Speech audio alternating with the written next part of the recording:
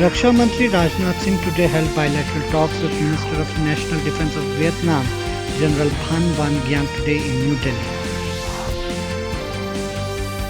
The gross direct collections for financial year 2023-24 till now have reached a growth of 12.73%. Indian National Day of Yoga will be celebrated on 21st of June across the world. Prime Minister Narendra Modi will participate in the yoga program at the United Nations headquarters in New York.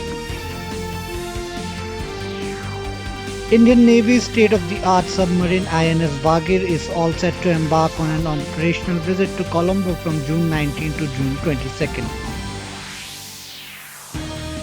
The third and final G20 Sustainable Finance Working Group meeting under India's presidency began at Mahabalipuram near Chennai today.